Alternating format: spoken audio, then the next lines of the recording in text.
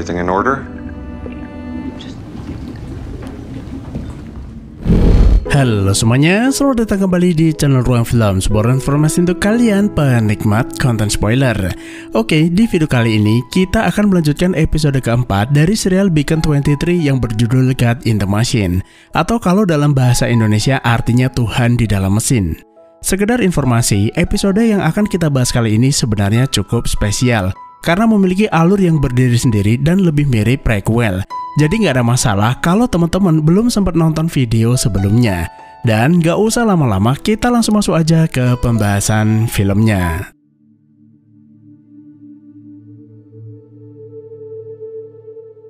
Di episode sebelumnya, kita sudah mengetahui sedikit banyak tentang latar belakang Helen dan Esther, serta mengetahui seluk-beluk perusahaan QTA ataupun ISA. Namun di episode kali ini, kita tidak akan berpetualang bersama Helen dan Esther, melainkan mundur ke 180 tahun sebelumnya atau sekitar tahun 2189. There's an incoming ship. They have a repair order. Seorang wanita bernama Sophie yang merupakan penjaga Beacon 23 generasi awal, mendadak kedatangan tamu seorang teknisi bernama Milan Alep. Sistem AI stasiun yaitu BART menyebut Milan membawa perintah dari ISA. Padahal Sophie tidak pernah meminta perbaikan, lalu bertanya pada BART, apakah ia yang mengundangnya dan bagaimana kapalnya bisa melewati sistem keamanan. BART tidak menjawab pertanyaannya, lalu memberitahu kalau ia sedikit demam, yang mungkin maksudnya itu servernya lagi kepanasan, kemudian mematikannya untuk sementara waktu. Nah, jadi teman-teman, sistem AI bernama BART yang digunakan di tahun 2189 ini sama dengan sistem BART yang digunakan Helen di tahun 2369. Dengan kata lain, BART merupakan sistem original sejak Beacon 23 dioperasikan dan bertahan selama 180 tahun lamanya, tentunya dengan berbagai macam pembaharuan. Meski di masa depan, BART itu masih menggunakan bentuk robot kecil yang sebenarnya sudah berumur hampir 200 tahun lamanya. Berbeda dengan Harmony, AI pribadi Esther yang ditampilkan sudah dalam bentuk hologram. Dan karena Sophie adalah salah satu dari penjaga generasi awal di Beacon 23, BART menganggap Sophie seperti ibunya sendiri, begitu juga dengan Sophie yang menganggap BART seperti bayi kecil. Sebelum masuk, Sophie meminta Milan menunjukkan dokumen tugasnya, seorang teknisi pemeliharaan dengan catatan kerja yang sempurna, dan tujuannya datang ke sini adalah untuk memasang pembaharuan pada konsol.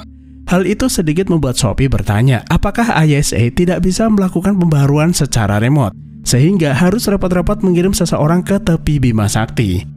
Milan sebenarnya bisa melakukannya dari jauh, tapi ISA menjalankan perusahaan dengan sistem kontrol internal yang ketat. Jadi, ibarat menyelam sambil minum air, Milan akan melakukan pembaharuan sistem sekaligus pengecekan fisik. Milan berjanji akan segera pergi dari sini begitu pekerjaannya selesai, mengingat saat ini adalah tahun-tahun terakhir Sophie menjalani tugasnya sebelum kembali ke koloni. Selain itu, ia juga membawa sesuatu yang diberikan perusahaan atas kinerjanya. Come in. Beacon AI began a full system diagnostic. Dan segera setelah Milan diizinkan masuk, pria itu meminta Beacon AI memulai diagnosa sistem. Akan tetapi, BART tidak menanggapi permintaannya karena Sophie sengaja mengistirahatkannya agar BART tidak cepat rusak. That's not the way it works. AIs are designed to operate at full. Milan menyebut bukan begitu cara kerja AI. Mereka dirancang untuk beroperasi pada kapasitas penuh, terutama untuk menjalankan mercusuar. Dan Milan akan sangat berterima kasih jika Sophie mau menyalakannya. Jika tidak, butuh waktu lebih lama untuk menyelesaikan pekerjaannya. Namun, seperti yang sudah ia bilang, BART membutuhkan istirahat. Jadi sebaiknya Milan segera memulai pekerjaannya agar cepat selesai. Apa boleh buat, Milan terpaksa mendiagnosa sistem secara manual dibantu AI pribadinya yang bernama Hope. You handled her admirably. Ketika melakukan scanning, Milan mendapati ada beberapa berkas terenkripsi dan ia tidak bisa mengaksesnya. Milan bertanya apakah BART bisa dinyalakan. Hope menjawab sepertinya BART lagi nggak pengen bermain, dan ia hanya akan berbicara jika mendapat izin dari Sophie. Milan Alep, CIO of QTA. Sementara di kamarnya, Sophie diam-diam mengaktifkan BART setelah mengetahui identitas sebenarnya dari pria tersebut. Untuk apa seorang direktur QTA menyamar sebagai teknisi pemeliharaan? BART mengaku tidak mengetahuinya, yang mungkin disebabkan adanya pembatasan akses informasi di dalam programnya. Sejauh yang ia amati, Milan hanya melakukan pemeliharaan biasa, Namun demi keamanan, Bart minta Sophie tetap berhati-hati, bisa jadi Milan memiliki agenda tertentu. Suffocating. I feel like I can't breathe in here. Selesai melakukan tugasnya, Milan dibuat kesal saat melihat ada banyak kain jemuran melintang di sana-sini, serta ratusan pelanggaran lainnya. Tempat ini adalah stasiun yang sangat penting, bukan rumah nenek-nenek. Namun AI miliknya itu tidak mendeteksi kesalahan serius, dan lebih baik Milan tidak mengurusi masalah sepele di rumah orang. All done, ma'am. Saat hendak berpamitan, Sophie menahan Milan lalu menawarinya jamuan teh. Lagi pula, sudah lama Sophie tidak kedatangan tamu. Yang sebenarnya, Sophie hanya ingin mencari tahu apa tujuan tukang servis itu datang ke tempat ini. Get many visitors? Lalu Milan bertanya, apakah selama ini keluarganya jarang menjenguk? Bukankah berdasar data penjaga, Sophie itu memiliki anak? Dan dengan teknologi penerbangan angkasa di zaman ini, sejauh apapun mereka berada, jarak bukan lagi sebuah masalah. Sophie membenarkan, sejak anaknya mandiri, mereka jarang ke sini karena selalu berada di satu bagian alam semesta atau bagian lainnya. Jadi, Sophie tidak akan memaksa mereka untuk datang ke sini. Lagi pula, untuk itulah ia sengaja mengambil pekerjaan ini. Dan selama ada Bart, Sophie tidak akan pernah merasa kesepian. Tastes better when you grind it fresh. Lalu bagaimana dengan dirinya? Apakah Milan punya keluarga? Milan mengangguk, dia bernama Hope dan putrinya itu kini berada di suatu tempat. Kemudian menunjukkan sebuah perangkat yang merupakan AI pribadinya. Tapi Milan tidak ingin membicarakannya, kemudian memberi Sophie sebuah hadiah berupa kain langka yang ditenun dari serat yang berasal dari 100 sistem bintang yang berbeda. Jelas, kain tersebut merupakan hadiah yang sangat istimewa. Sekaligus membuat Sophie heran karena nggak biasanya tukang reparasi membawa hadiah untuk seorang penjaga. Seperti yang udah ia katakan, hadiah tersebut merupakan apresiasi atas dedikasinya bekerja dengan baik di tempat ini. Sebuah tempat terisolasi di mana tidak semua orang mau melakukannya. Thank you, Milan. Sophie pun berterima kasih, lalu berkata, jika niatnya memang hanya ingin berkunjung, kenapa Milan harus menyembunyikan identitas aslinya? Did you wrap this yourself? Menyadari kebohongannya terbongkar, Milan meminta maaf. Ia sengaja menyamar karena kehadirannya selalu membuat orang gelisah. Milan hanya ingin memastikan penjaga melakukan pekerjaannya dengan baik. Namun tiba-tiba ketika Sophie menyentuh kain tersebut, pandangannya menjadi kabur kemudian jatuh pingsan. Yang rupa-rupanya Milan sengaja meracuni kain tersebut. Setelah itu, Milan mengambil cincin keamanan mercusuar dari lehernya, sambil marah-marah bahwa tidak seharusnya mercusuar ini dijadikan rumah pribadinya, lalu mencabut kain jemuran yang melintang di sana-sini. Hope mengingatkan Milan tidak perlu buang-buang waktu melakukan hal tersebut, karena bisa memicu serangan jantungnya, lalu memberinya injeksi stimulan untuk meredakan gejalanya. Wakey. Setelah itu, Milan menggunakan cincin mercusuar untuk menyalakan Bart. Melihat ibunya tergeletak, Bart menjadi marah lalu bertanya apa yang sudah ia perbuat dan apa tujuannya datang ke tempat ini. What did you do to Mom? Better life will cost you a few memories. Tanpa banyak basa-basi, Milan menawarkan kesepakatan. Milan mengetahui Bart melakukan penelitian rahasia bersama penjaga pertama Beacon 23 mengenai artefak asing yang mengunjungi tempat ini bertahun-tahun yang lalu. Semua penjaga memiliki catatan kerja, tapi hanya penjaga pertama saja yang filenya disembunyikan. Lalu Milan meminta Bart berhenti bermain rumah-rumahan dengan seorang wanita kesepian ketika alam semesta memiliki rencana besar untuknya. Dan jika Bart mau menyerahkan file tersebut, maka ia akan memberi penawar untuk ibunya. Namun alih-alih menuruti Milan, Bart semakin kesal dan memintanya segera pergi dari sini. Yang ternyata Bart diam-diam memproduksi robot penawar untuk membangunkan ibunya. Dan hanya dalam waktu singkat, Sophie sadar dari pingsannya. Bart sedianya hendak melaporkan kasus ini pada ISA, tapi Sophie melarang karena sudah tahu mereka tidak akan melakukan apapun. I was thinking from now on you could call me Daddy. Thank you, dear. Stay right there. Whatever it is you want. Sophie lantas menemui Milan lalu bertanya kenapa seorang industrialis terbesar di alam semesta harus repot-repot meracuninya, serta tidak bertanya langsung apa yang ingin diketahuinya di tempat terpencil ini. Mungkin ia yang membangun tempat ini, tapi sekarang mercusuar ini adalah rumahnya. Why not just ask?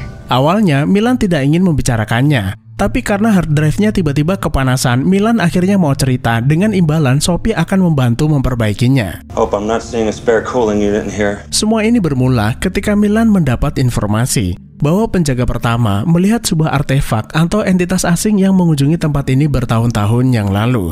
Tidak diketahui bagaimana wujudnya. Bisa saja benda itu adalah sebuah mesin, kapal angkasa, ataupun sumber energi di luar batas pengetahuan manusia.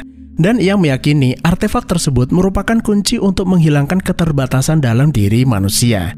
Jika Milan bisa mendapatkan data yang ia butuhkan, maka Milan bisa melacak di mana keberadaan artefak tersebut, lalu mempelajarinya, kemudian memanfaatkannya untuk menyatukan kesadaran manusia. The artifact? That thing she saw?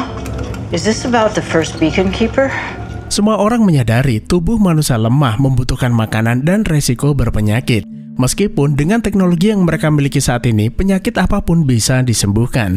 Tapi tidak dengan pikiran. Semakin lama, pikiran manusia akan semakin melemah. Orang-orang menjadi putus asa, depresi, lalu bunuh diri. Maka dari itu, proyek terbesarnya saat ini adalah menghilangkan keterbatasan fisik ataupun mental. Dengan kata lain, Milan ini lagi berbicara tentang keabadian serta menciptakan sesuatu yang lebih dari manusia. We become something more. I'm talking about conquering death. Akan tetapi, Sophie meragukannya. Impiannya tersebut ibarat mengubah besi menjadi emas, atau jika boleh berterus terang, Milan ingin menjadi Tuhannya sendiri. Between the physical and the metaphysical. You want to be God? Sebagai seorang ilmuwan dan seorang industrialis, Milan tentu saja mengiyakan. Ia ingin semua orang menjadi sempurna dan tidak terbatas.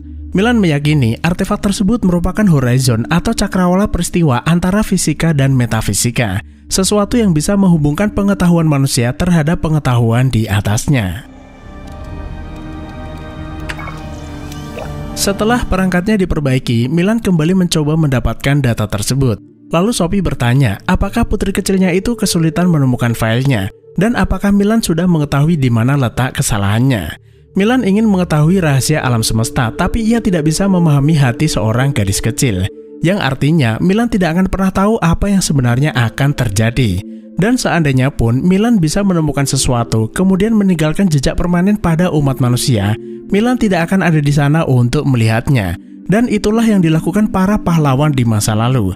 Mereka menciptakan perdamaian, tapi bukan untuk mereka nikmati, melainkan menjadi jejak atau warisan penerusnya. I'm working on that. Sesaat kemudian, Bart memberitahu ada kapal persediaan mendekat.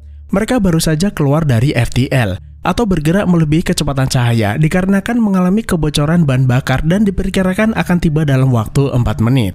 Akan tetapi, Milan keberatan, lalu meminta Bart mengalihkan kedatangan tersebut karena ia khawatir orang-orang yang ada di dalam kapal tersebut mengetahui dirinya ada di sini. Redirect them, you can't let them dock here. Namun sayangnya, Bart tidak bisa memenuhinya, karena mereka tidak akan bisa mencapai titik transit berikutnya.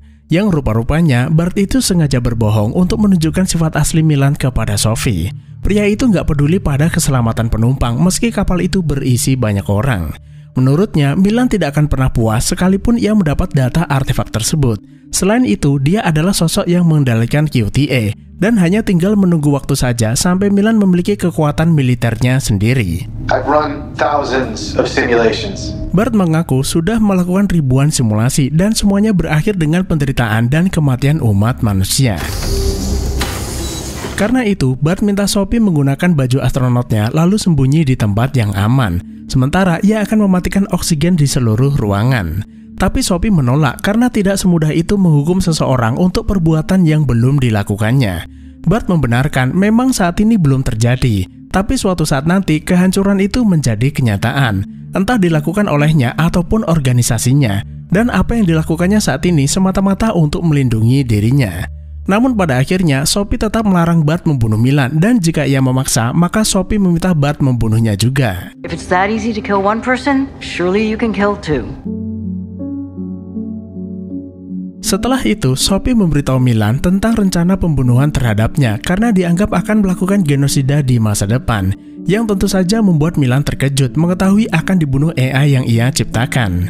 Tapi Milan gak perlu khawatir karena Sophie berhasil membujuknya setelah memintanya ikut membunuhnya juga. Sophie percaya semua orang berhak mendapatkan kesempatan kedua, lalu meminta Milan berhenti mencari artefak tersebut demi kebaikannya sendiri. I appreciate your compassion. Because I believe in second chances. Why would you do that? Milan berterima kasih atas rasa belas kasihannya tersebut. Ia tidak menyangka Sophie rela berkorban demi seseorang yang sudah meracuninya. Sebagai gantinya, Milan ingin menawari Sophie tujuan baru, yaitu ikut dengannya mempelajari artefak tersebut bersama-sama dan terus mengawasinya agar tidak menyimpang. Akan tetapi, Sophie tidak ingin meninggalkan tempat yang sudah menjadi bagian dari hidupnya. Lalu bagaimana jika Milan saja yang tinggal di tempat ini bersama seperti keluarga, dan Milan tetap bisa melakukan apapun yang ia inginkan? Perkataan Sophie benar-benar membuat Milan tersentuh, namun ia tidak bisa menerima kebaikan itu kemudian berpamitan. Ketika Milan berada di ruang airlock, tiba-tiba terjadi masalah. Pintu mendadak terkunci, sementara dekompresi udara tetap berlangsung membuat Milan sesak nafas. Sophie meminta Bart membuka pintu, tapi AI tersebut tidak merespon. Di saat terakhirnya, Milan berkata ia melihatnya, lalu meminta Hope melakukan sesuatu untuknya, kemudian meninggal. Dan sudah bisa ditebak, Bart adalah pelaku sabotase tersebut. Sejak kejadian itu, Sophie menolak berbicara dengan Bart. Kepercayaannya terhadap AI menghilang meski Bart mencoba meyakinkan bahwa suatu hari nanti Sophie akan berterima kasih padanya. Wanita itu mencoba mematikan Bart, tapi ia kehilangan cincin aksesnya yang mungkin saja terbawa Milan saat Sophie mengubur jasadnya di luar angkasa. Talk to me. Please. Mom? Apologies are raindrops in the sea of fate. Tiba-tiba muncul sosok Milan di hadapan Sophie yang ia kira adalah hantu. Yang ternyata pria itu merupakan bentuk metafisiknya Milan lalu memperkenalkan dirinya sebagai Aleph, yaitu nama belakang Milan. I am Aleph. Milan is dead. I escaped my mental and physical limitations. Dengan bentuk ini, dirinya berhasil lolos dari keterbatasan fisik dan mental. Sophie bersyukur akhirnya Milan bisa kembali, tapi pria itu menolak dipanggil Milan. Milan sudah meninggal dan jasadnya berada di luar angkasa. Dia juga bukan hologram ataupun AI, melainkan kecerdasan transenden pertama, makhluk baru yang melampaui batas-batas tertentu, baik itu batas pengalaman, pemahaman, ataupun realitas yang terlihat. Dan kini tidak ada lagi yang namanya kelemahan ataupun keterbatasan, sehingga pencarian artefak bisa terus dilakukan. Jadi memang benar apa yang pernah dikatakan Bart sebelumnya, dengan semua pencapaian ini segalanya tidak akan pernah cukup. Semua orang akan melihatnya dan ingin menjadi Tuhan mereka sendiri. Sebagai manusia, Sophie sendiri masih belum mengerti bagaimana menjadi manusia yang sebenarnya. Menurutnya, apa yang dilakukan Milan tersebut tidak akan memajukan kemanusiaan dan justru akan menghancurkannya.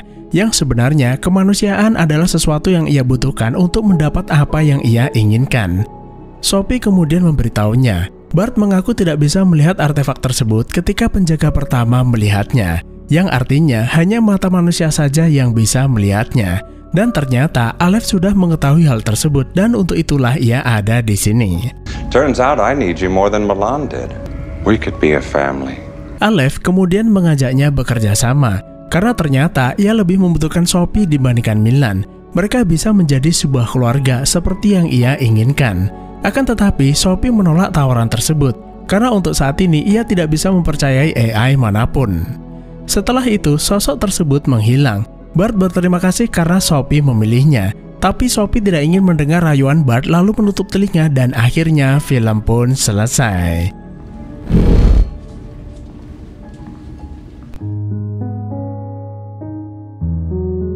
Nah, jadi episode ini merupakan sebuah petunjuk yang memperlihatkan bagaimana hubungan AI dengan manusia dalam serial Beacon 23, termasuk konflik yang mungkin terjadi di antara keduanya.